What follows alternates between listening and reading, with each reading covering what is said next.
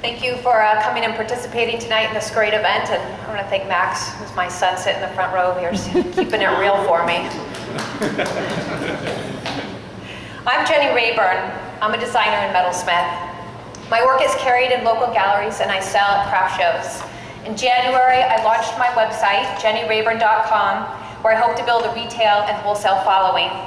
For most of my professional career as an interior designer and workplace strategist, I've been designing, my goal is to enable people to be more productive and more innovative by creating spaces that make them happy, empowered, and creative.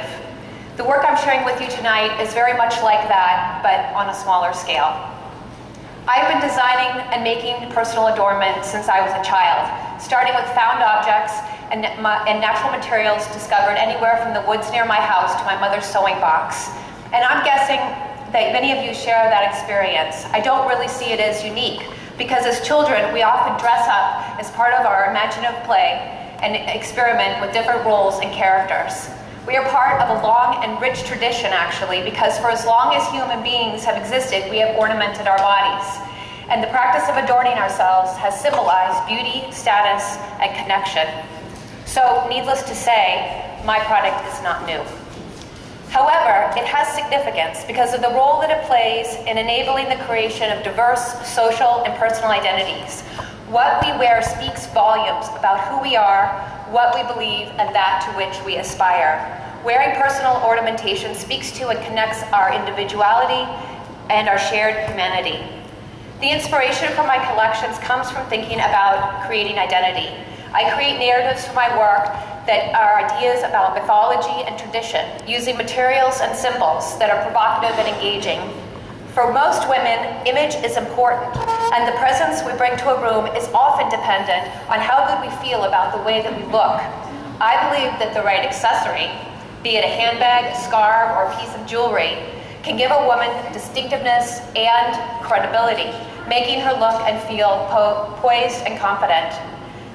We live in a world abundant with inexpensive and efficient things that function very well, so why bother making anything by hand? Most of our daily interactions are with mass-produced goods, created by the thousands. Some may have been made partly by hand, but the evidence of handcraft is usually absent, and most goods are made completely by machine. And as a result, these goods are relentlessly anonymous.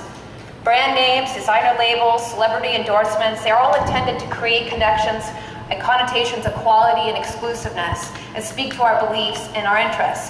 However, their associations often have no or little relevance to the object itself. And once we lose interest in the meaning, the products are frequently discarded and can be easily replaced.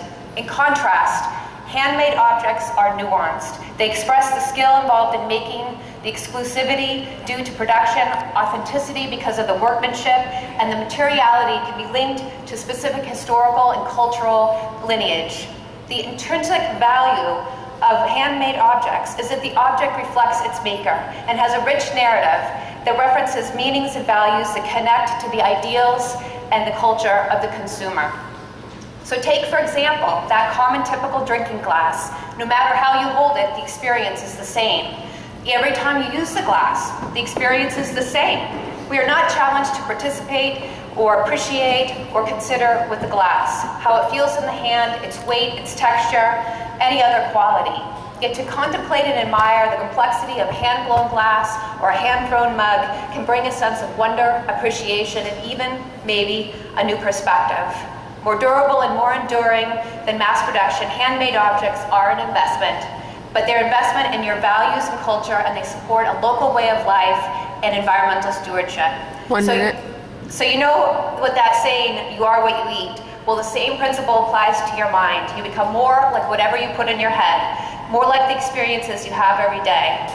These handcraft items can challenge your preconceived ideas, stimulate your senses, and enrich our lives. And if you don't have the opportunity to experience this personally, how can we hope to engage with people and ideas different than our own with tolerance and respect? So thank you. I very much appreciate being part of this event and the venue you have created for entrepreneurs and risk takers like me. Please stop over at our table, grab a card, take a look at the jewelry. I'm Jenne Rayburn. I create unique jewelry and accessories that enhance a woman's individuality and that express and empower and ennoble the human spirit. Thank you. Oh, questions? You can have a second to think about it. No? Thank you.